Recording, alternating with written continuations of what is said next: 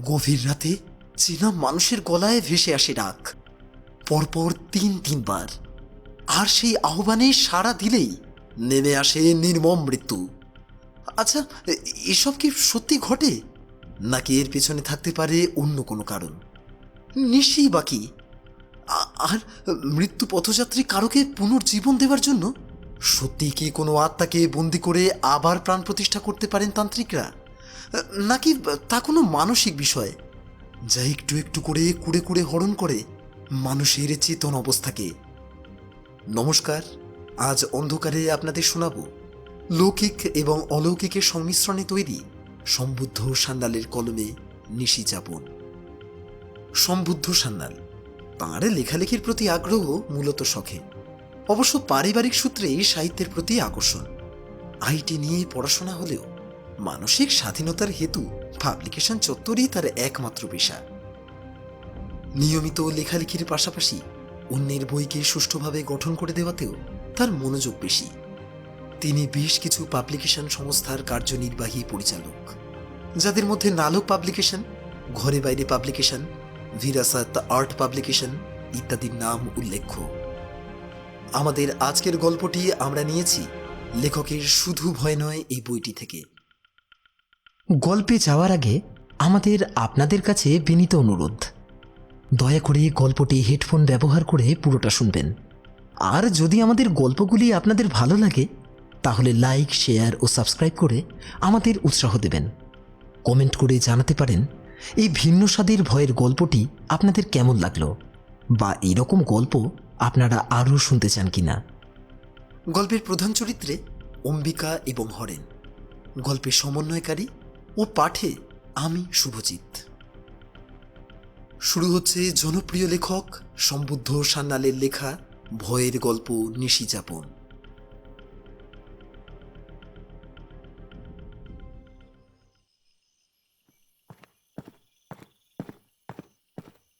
সন্ধেবেলায় হেঁটে ফেরার পথে পাড়ার মুখে হরেন্দার চায়ের দোকানের সামনেটা আজ বড়ই থমথমে লাগলো অম্বিকার। একেবারে ফাঁকা নয়, তবে অন্যদিন জমজমাট হইচই অনেক বেশি থাকে। দোকানের ভিতরে একটা টিভি আছে, সেটাকে নিয়ে বেশিরভাগ জটলা। কখনো ক্রিকেট ম্যাচ, কখনো নির্বাচনী খবর, বেশিরভাগ দিনই সান্ধ্য খবর, নয়তো বাংলা সিনেমা। কিন্তু আজ বড় নিঝুম। দোকানের বাইরের দিকের এক পাশে একটা চা তৈরির উপযোগী টেবিলের পিছনে হরেন্দা চুপচাপ গ্লাসগুলো ধুয়ে রাখছে। ভেতরে টিভিটাও আজ বন্ধ। বাইরে ঠান্ডাটাও আজ বেশ পড়েছে। অম্বিকা দোকানের ভিতর যেতে যেতে সেই প্রশ্নই রাখল হরেন্দার কাছে। হরেন্দা, এক কাপ চা। বেঞ্চে বসতে বসতে এক কাপ চায়ের নির্দেশ দিল। হরেন্দা বলল, এই সবই বন্ধ করবো গো দাদা, বাইরের কুয়াশাটা আজ খুব একটা ভালো ঠেকছে না। অম্বিকা বাইরের দিকে তাকিয়ে দেখল সামনের ফাঁকা অন্ধকার খেলার মাঠে একটা সাদা ধোঁয়াটে আস্তরণ। সে হাতের তালুগুলোকে ঘষতে ঘষতে বললে, দুদিন কুয়াশা বড় বেশি পড়েছে, সন্ধ্যের পর আর প্রায় কিছুই দেখা যায় না। হরেন্দার দোকানের বাইরে মাত্র একটা বাল্ব জ্বলে। রাস্তার উপারে অবশ্য সরকারি ল্যাম্পপোস্ট আছে, পথযাত্রীদের বাকি আলোর যোগান তার থেকেই পেয়ে যায়। অম্বিকা এই মানিকপাড়ায় এসেছে মাত্র 7 দিন আগে। ভদ্রলোক কলকাতায় থাকে, সাক্ষাৎ নাস্তিক, এবং খানিক লেখালেখি করে। পশ্চিম মেদিনীপুরের এই জায়গাটিতে সে এসেছে এখানকার সাহিত্যিক বন্ধু অলোক মাইতির আহ্বানে। মানিকপাড়ায় 2 দিন আগে শেষ হয়েছে সেখানকার বাৎসরিক সাংস্কৃতিক অনুষ্ঠান। অনুষ্ঠানের আতিথেয়তার আহ্বানপত্র পেয়েছিল অলোকবাবু সৌজন্যেই। তার তত্ত্বাবধানেই আরও কটা দিন কাটিয়ে কলকাতায় ফেরার ইচ্ছে। গাড়ি চালাতে জানে জেনে অলোকবাবু তো তার জেন গাড়িটা অম্বিকাকে ব্যবহার করতে দিয়েছেন, তবে আজ আর তা নিয়ে বেরোনোর প্রয়োজন হয়নি। হরেন্দা চুপচাপ অম্বিকার চা বানিয়ে চলেছে। ঘরের মধ্যে বাকি দুজনও বেশ চুপচাপ, কোনো রকমে যেন চায়ের কাপ শেষ করছে। সম্ভবত ঠান্ডার জন্য বাড়ি ফেরার তারা। কিন্তু কটাই বা বাজে? বড়জোর 6:30। মানিকপাড়ার লোকেরা অন্যদিন এত তাড়াতাড়ি এলাকাটাকে শুনশান করে বাড়ি চলে যায় না। এটা দেখে অম্বিকার খানিক খটকা লাগলো। অন্য লোকগুলো তাদের চা শেষ করে হরেন্দার কাছে গ্লাসগুলো জমা দিয়ে পয়সা মিটিয়ে চলে গেল। সমস্ত ফাঁকা হতেই অম্বিকা হরেনকে জিজ্ঞাসা করলে, কি ব্যাপার বলো তো হরেনদা, আজ এলাকায় এত ফাঁকা কেন? চা তৈরি হয়ে গিয়েছিল, গ্লাস হাতে নিয়ে ভিতরে আসতে আসতে হরেনদা বলল, কেন তুমি কিছু জানো না? গতকালকের ঘটনা শোনোনি? অম্বিকা ঘটনাটা শুনেছিল বটে সকালবেলায়।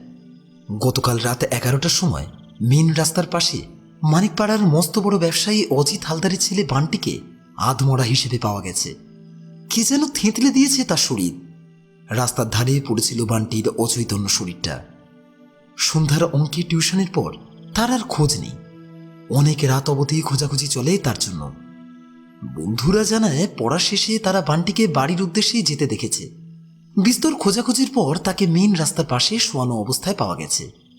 পুলিশও ছিল সারাদিন।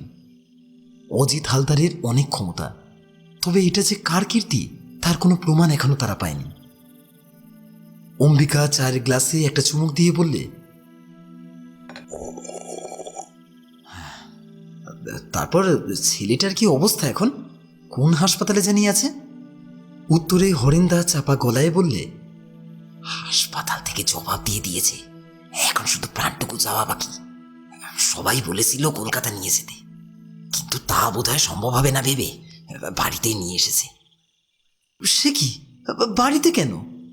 সময় থাকতে কলকাতা নিয়ে যাওয়ার বন্দোবস্ত করলেই তো পারত। উদ্বিগ্ন গলায় বলে ওঠে অম্বিকা। উত্তরে হরেন বলে, কে জানে কি করছে। বাড়ি নয় তো যেন দুর্গ, বাইরে থেকে কিচ্ছু বোঝার উপায় নেই। কত লোকের মুখে শুনলাম কত কথা, কোনটা যে বিশ্বাস করব? অম্বিকা এবারে খানিকটা অবাক হয়ে বলে, কেন, কে কি বলছে? আমি তোমার থেকে একটু শুনি। অম্বিকা আগ্রহী হয়ে বসে। অম্বিকার দিকে খানিকটা সরে এসে চাপা গলায় হরেনদা বলতে থাকে, সবাই তো মুখে বলছে কলকাতায় যেতে যেতে যদি প্রাণটা বেরিয়ে যায় তবে তো পণ্ডশ্রম, তাই মরে তো বাড়িতেই মরুক, শান্তিতে স্বর্গে যাক বেচারা। কথাগুলো বলেই অম্বিকার দিকে আরো খানিকটা এগিয়ে আসে হরেনদা। তারপর প্রায় মাথার কাছে মাথা এগিয়ে নিয়ে এসে ফিসফিস করে বললে, কিছু লোকে অন্যরকম বলছে দাদা, কেউ মুখে পরিষ্কার করে কিছু বলছে না। হরেনদার আচরণ দেখে অম্বিকা অবাক হলো বেশ। তারপরে বলল, অন্যরকম মানে? পুলিশ কি কিছু ধরতে পেরেছে? হরেন বলে, আরে পুলিশ কিছু পায়নি, ও পাবেও না।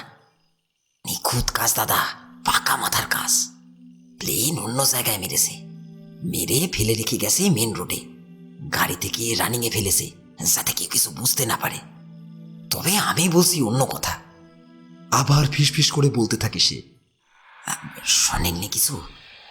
আজ তাড়াতাড়ি বাড়ি ফিরে যান, রাত্রে নিশি বেরোতে পারে, লোকে তাই বলা বলি করছে।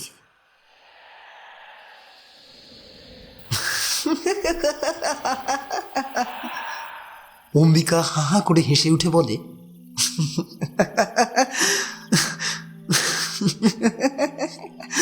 নিশি ওই যারা রাতের বেলা এসে ডাকে? আরে 3বার ডাকলে তার মধ্যে উত্তর দিলে তার প্রাণ নিয়ে একেবারে ডাবের খোলার মধ্যে বন্দি। হাসি জল খাইয়ে অজিত বাবুর ছেলে হয়ে উঠবে সুস্থ। কি যে বলো তোমরা, এখনকার যুগেও তোমরা এসব মানো? এবারে বুঝলাম, তার জন্যই সবই সন্ধেবেলায় বাড়ির ভেতরে সে দিয়ে গেছে। হরেন্দা এবার কেমন ভাবে তাকায় জানি অম্বিকার দিকে। তারপরে কেমন জানি ফিসফিসে কণ্ঠস্বরে আবার বলে, হি শোনা গো দাদা, তোমরা শহরে থাকো, গ্রামে আসে ওসব এখনো। আরে বিকেলে গ্রামের লোক হারুর মুখ থেকে জানলে অজিত বাবু আজ রমরমার খাস জঙ্গলে গিয়েছিল। খাস জঙ্গল? সেটা আবার কি? তা সেখানে গেলে কি হয়? প্রশ্ন করে অম্বিকা। উত্তরে হরেন বলে, খাস জঙ্গলের কথা জানেন না? ওখানে রাধাতান্ত্রিক থাকে, দিনও মানেই ওখানে কেউ যেতে ভয় পায়। হারু তো তার পাশের গ্রামে গিয়েছিল, সে নাকি দেখেছে অজিত বাবু ওই জঙ্গলের মধ্যে ঢুকতে। তা রাধাতান্ত্রিক অজিত বাবুকে কিছু বলবেন না? অম্বিকা কথাটা এবারে খানিকটা কটাক্ষের সুরেই বলে। উত্তরে হরেন বলে, রাধাতান্ত্রিক বড় তেজি পুরুষ, জঙ্গল ছাড়া বেরোয় না। শুনেছি কেউ খুব বিপদে পড়লে তার কাছে গেলে সে তারে ফেরায় না। জল পড়া, নিশি ডাকা, তন্ত্র মন্ত্র, মদ মাংস কিছুই বাকি নেই ওনার। তবে শুনেছি কাজ হয়েছে অনেকেরই। এই লম্বা চেহারা, লাল বসন গায়ে, বড় বড় দাড়ি ঢাকা তার মুখ, লম্বা লম্বা চুল, লাল লাল দুটো চোখ, দেখলেই ভয় করে। লোকালয়ে সে খুব একটা আসে না, ভক্তরাই তার যাবতীয় ব্যবস্থা করে দেন। জঙ্গলের কোথায় থাকে তা তার সাগরেদরা বাদে আর কেউ জানে না। সেখানে কেউ গিয়ে প্রার্থনা করলে তিনি শোনেন, আর পছন্দ না হলে ধাক্কা দিয়ে জঙ্গলের বাইরে বার করে দেন সাগরেদদের দিয়ে। অম্বিকা হাসতে থাকে হরেনবাবুর বিশ্বাস দেখে।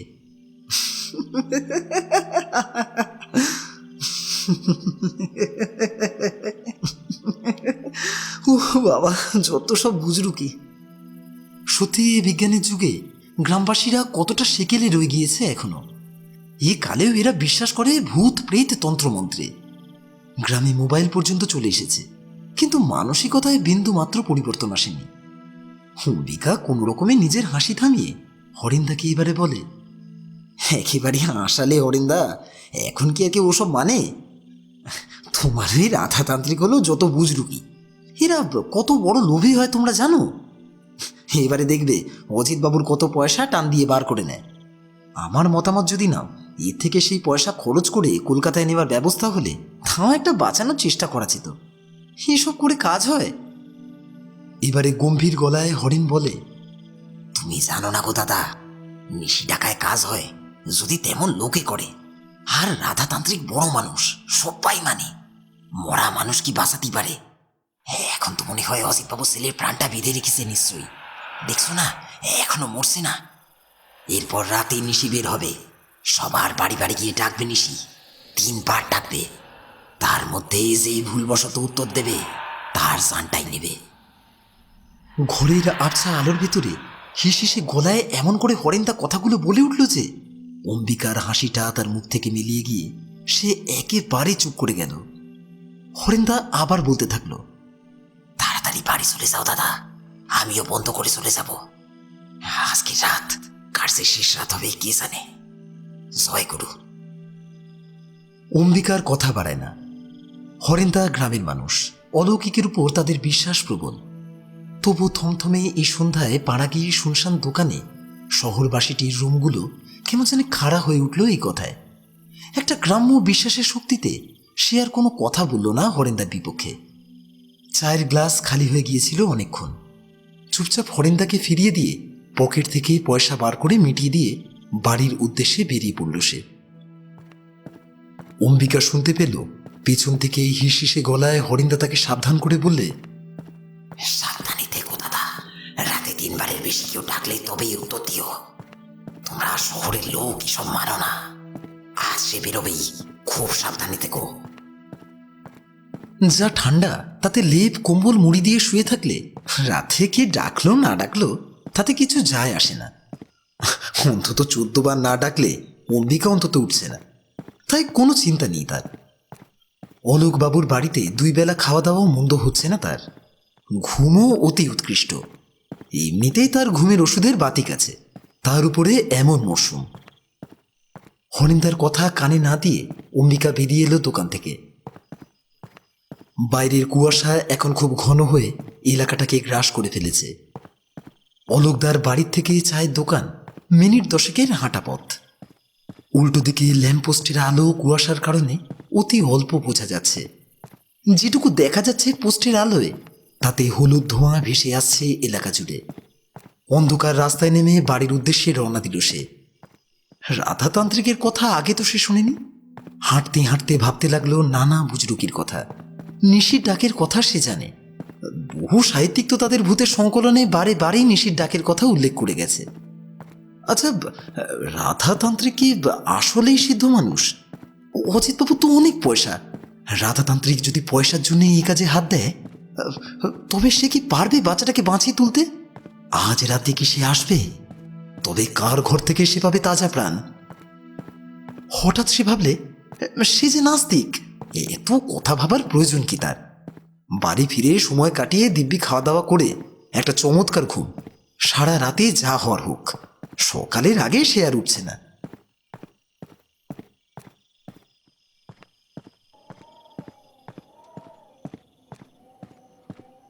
বাড়ির উদ্দেশ্যে প্রায় অর্ধেক পথ চলে এসেছে। এখানে আলো নেই প্রায়, অন্ধকারে আন্দাজে পথ চলতে হচ্ছে তার।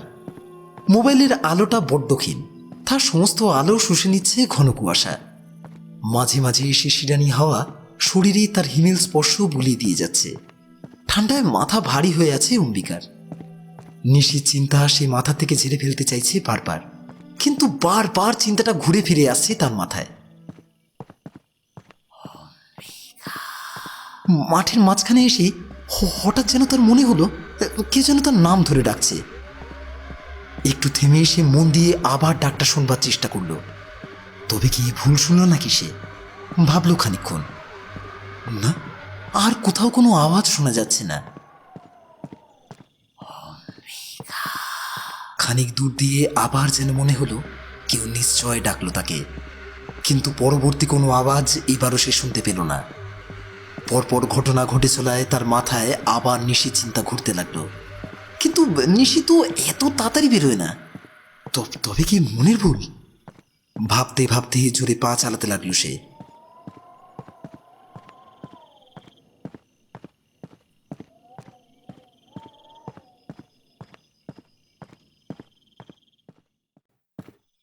বাড়িতে ফিরে দেখলো অলোক এসে বসে আছে। তাকে ফিরতে দেখে আপ্যায়ন করলো অলোক। আরে কি খবর, কোত্থেকে ফিরলে? সারাদিন কেমন কাটলো? শুনলাম দুপুরে ঘুমিয়েও নিয়েছো এক চোট। অলোকের এতগুলো প্রশ্নের উত্তরে অম্বিকা এবারে বলল, অলোকদা, নিশি কি সত্যিই আছে? হঠাৎ অম্বিকার এই প্রশ্নে খানিকটা অবাক হলো অলোক। এরকম প্রশ্ন যে অম্বিকা তাকে করবে এই ব্যাপারে তার বিন্দুমাত্র আন্দাজ ছিল না। তবুও নিজের অবাক ভাবটা খানিকটা সামলে উঠে অলোক বলল, নিশি? সে আবার আছে নাকি? তুমি তো এসব মানো না বলেই জানি। তা সেই তুমি এসব বলছো? ওরা গ্রামের লোক ভাই, এখনো অনেক কিছু মানে, ওদের কথা কানে নিও না। হ্যাঁ, এসো এসো এসো, বসো এখানে। কই গো, অম্বিকাকে চা দিও। না অলোকদা, চা আজ আর খাবো না, মাথাটা বড় ধরেছে, ঘরে গিয়ে একটু শোবো। কেমন একটা গলায় উত্তর দেয় অম্বিকা। অম্বিকা চুপচাপ চলে আসতে চায়। মাথা ধরেছে? ঠান্ডা লাগেনি তো আবার? আরে বাইরে যা কুয়াশা, কানেও তো কিছু দাওনি দেখছি। চা খাবে না তাহলে? আচ্ছা, গিয়ে শুয়ে থাকো, খাবার সময় ডাকছি।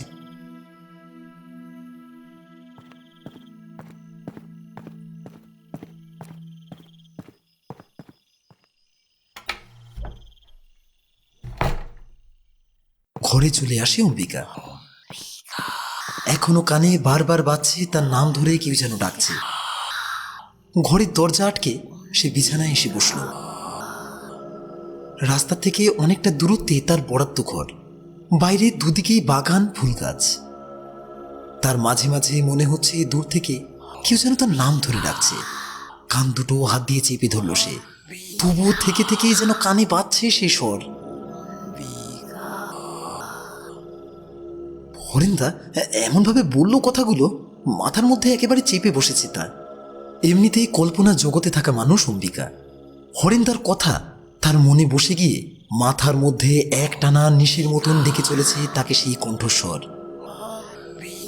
কানে বালিশ চাপা দিয়ে বিছানায় শুয়ে পড়ল সে, তবু নিস্তার নেই। এইবার মনে হলো বাড়ির বাইরের থেকে আসলেই যেন কেউ ডাকছে তাকে। সে বালিশ সরিয়ে মন দিয়ে আবার শুনতে চাইল ডাকটা। ওই তো আবার শোনা যাচ্ছে, ওই আবার নিশি এলো নাকি? মনে খানিক শঙ্কা নিয়ে উঠে বসলো সে, কান পেতে ভালো করে শুনল। নিশি অন্যকে ডাকলে কি তা শোনা যায়, নাকি যাকে ডাকে সে শুধু শুনতে পায়? ভাবতে থাকলো সে। আরো 4-5 বার সেই কণ্ঠস্বর শুনবার পর বাইরে দরজা খুলবার আওয়াজ পাওয়া গেল। সে শুনেছে ওরা 3 বারের বেশি ডাকে না। তাহলে নিশ্চয়ই অলোকের কোনো পরিচিত কেউ এসেছে। অলোক তার সাথে কথা বলছে। কি বলছে তা সে বুঝতে পারল না। ইতিমধ্যে তার কানে সেই কণ্ঠস্বরটা আবার ফিরে এসেছে। তার মধ্যেই সে বাইরে দরজা আটকানোর মৃদু আওয়াজ পেল। সতর্কে সে লক্ষ্য করতে লাগলো প্রতিটা আওয়াজের প্রতি। এবারে ধীরে ধীরে একটা পায়ের আওয়াজ তার দরজার কাছে এসে একেবারে থামলো। তখনই দরজায় ঠকঠক করে কড়া নাড়ার আওয়াজ হলো। অম্বিকা কোনো উত্তর দিল না। আরো 3বার জোরে জোরে শব্দ হবার পর সে আওয়াজ বার করলো কোনো রকমে। কে? ওপার থেকে ভেসে এলো একটা গলা, পরিচিত গলা। আমি অলোকদা। কি ব্যাপার, ঘুমিয়ে পড়লেন নাকি? দরজার ওপারে অলোকদার কণ্ঠস্বর। অম্বিকা নিশ্চিন্ত হয়ে দরজার দিকে এগোলো। দরজা খুলতেই অলোকবাবু ঘরের মধ্যে এসে বিছানায় বসে বলতে লাগলো, পাড়ার বিট্টু এসেছিল। পুলিশের নাকি সন্দেহ বানটিকে যারা মেরেছে এটা নাকি মানিক পাড়ার লোকেরই কাজ। ওরা নিশ্চয়ই জানতো অধীরবাবুর বাচ্চা ছেলেটা রোজই পড়তে যায় ওই পথ ধরে। কে জানে কার কি রাগ আছে। অধীরবাবুর ব্যবসাও তো কম নয়। কোথায় কোন শত্রু আছে কে জানে।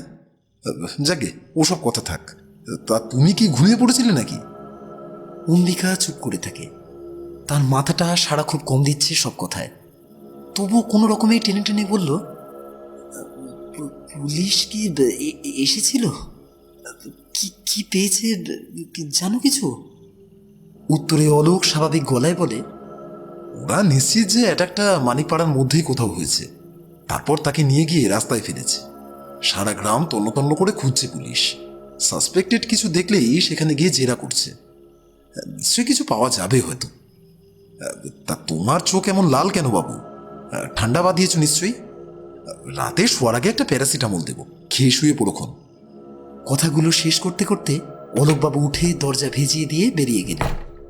অম্বিকা দরজায় ছিটকে নিয়ে আটকে খাটে এসে বসল। পুলিশ নাকি সারা গ্রাম তন্ন তন্ন করে খুঁজছে। কি পেতে পারে তারা? অম্বিকা ভাবতে লাগলো নিস্তব্ধ করে।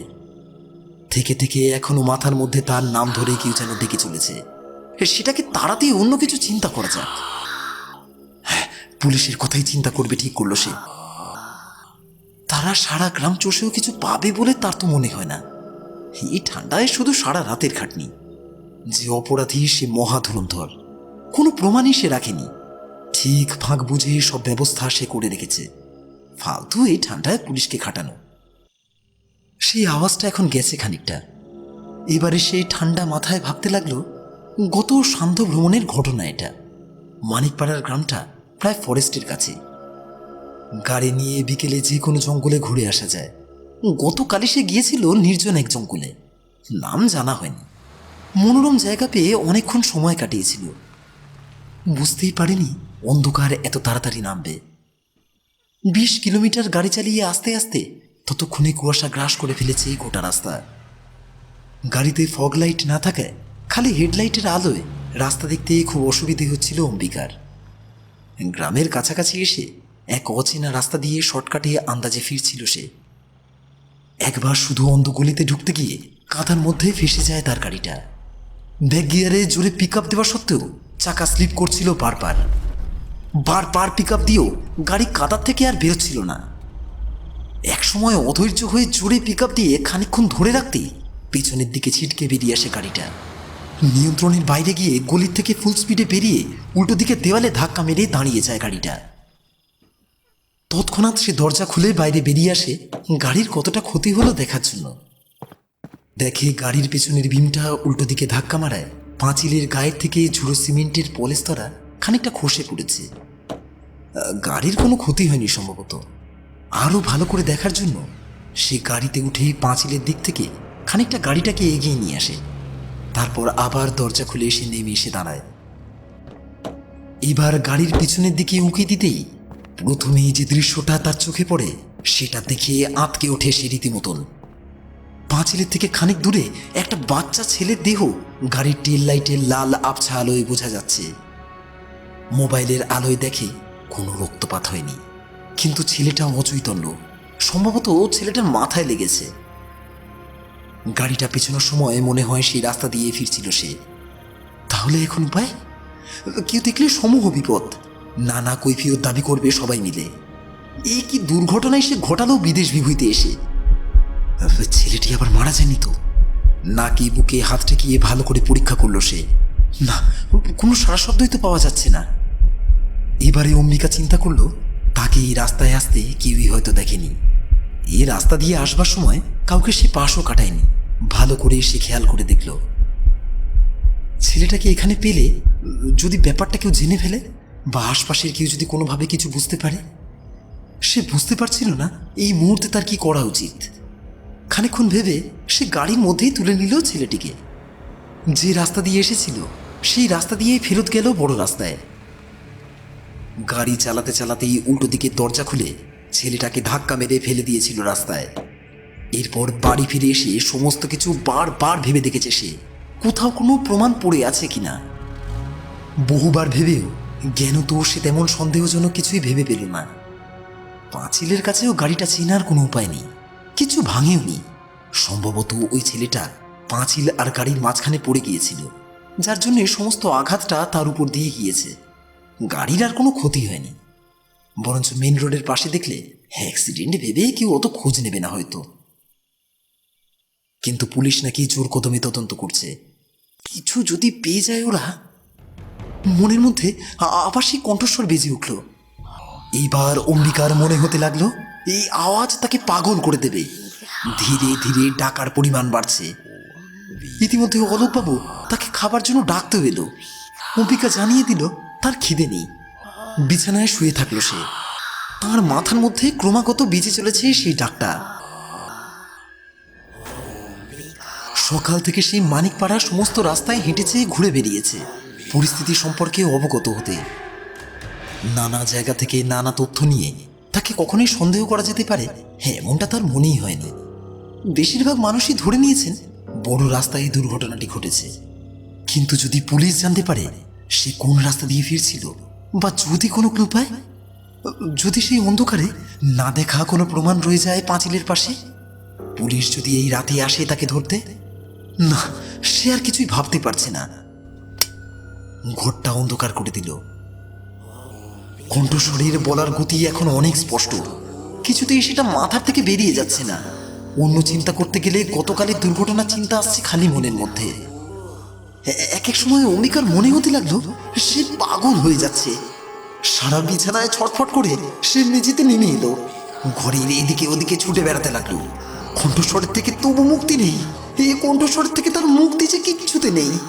না, মুক্তি পাওয়ার কোনো রাস্তা বোধ হয় তার আর নেই। মাঝে মাঝে এবারে তার মনে হতে লাগলো পুলিশ তাকে এইবারে হয়তো ধরতে আসবে। এইবার হয়তো সে শুনতে পাবে পুলিশের জিপের আওয়াজ। জানলাগুলো অল্প ফাঁক করে দেখতে থাকলো বাইরের গতিবিধি। সেই কণ্ঠস্বর তাকে অস্থির করে তুলেছে।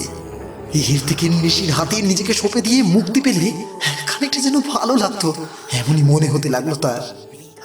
সারা ঘরে এসে ছুটে বেড়াচ্ছে, কখনো হাত দিয়ে নিজের কান ঢাকছে, কখনো বিছানায় শুয়ে বালিশের তলায় নিজের কান লুকোচ্ছে।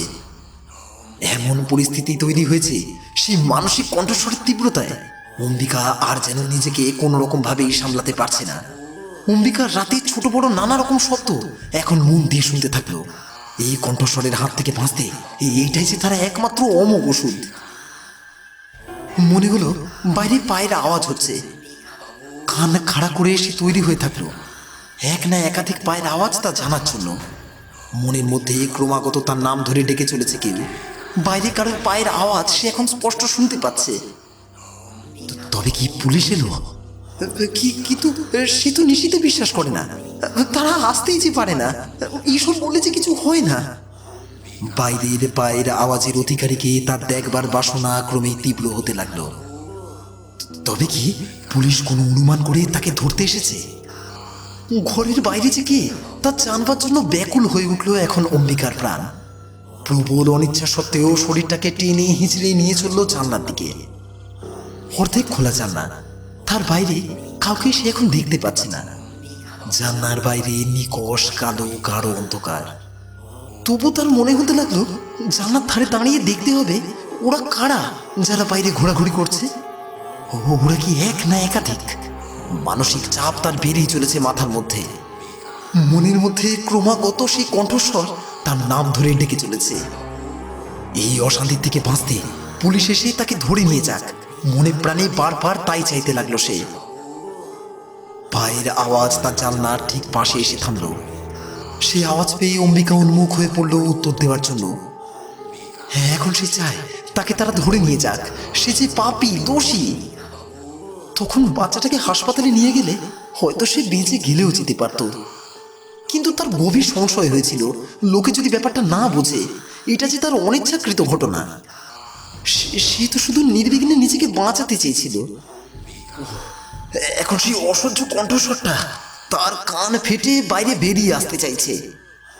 আবার তার কানে এসে ধাক্কা মারছে সেই কণ্ঠস্বর। হ্যাঁ, সে বোধহয় এবারে আসবে, এক্ষুনি আসবে। ওই তো সে ডাকছে। ওই তো আবার আবার সে এবার উত্তর দেবেই, সর্বশক্তি দিয়ে সে এবার উত্তর দেবেই। আমি আসছি, একটু দাঁড়ান, একটু দাঁড়ান। এই তো আমি অম্বিকা। এই তো আমি আসছি, এসে গেছি আমি। এইবারে বলুন, আপনি কে? একবার আমায় জানান, কি আপনি? কে আপনি? কে বলুন, কে আপনি?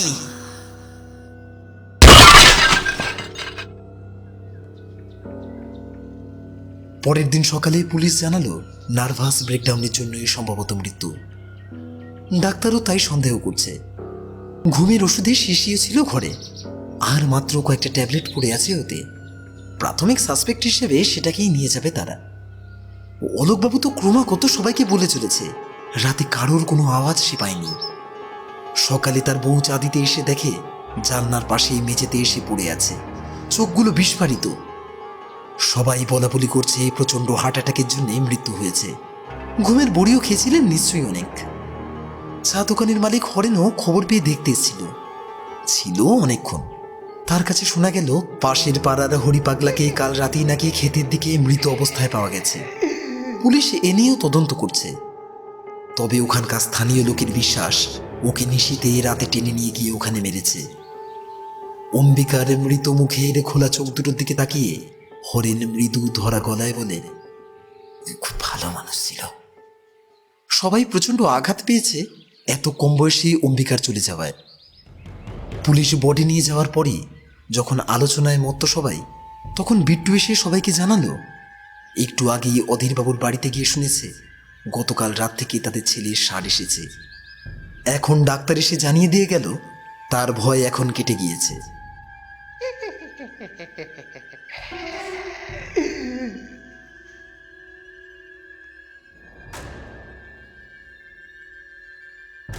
অন্ধকারে আপনারা এতক্ষণ শুনছিলেন সমবুদ্ধ সান্যালের লেখা ভয়ের গল্প নিশি যাপন।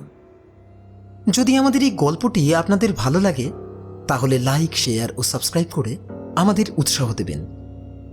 আর গল্পটি আপনাদের কেমন লাগলো বা এই জাতীয় গল্প আপনারা আরও শুনতে চান কিনা তা আমাদের জানাতে পারেন কমেন্টসের মাধ্যমে। জয়েন করতে পারেন অন্ধকার অডিও স্টোরিজকে মাত্র 29 ও 59 টাকার মান্থলি সাবস্ক্রিপশনের সঙ্গে। আজ তাহলে এই পর্যন্তই। আগামী সপ্তাহে অন্ধকার অডিও স্টোরিজ আবার ফিরবে নতুন কোনো রহস্যময় কাহিনীর সঙ্গে। ততক্ষণ সবাই ভালো থাকবেন, সুস্থ থাকবেন, ঈশ্বরের কাছে এই প্রার্থনা করি। ধন্যবাদ। শুভরাত্রি।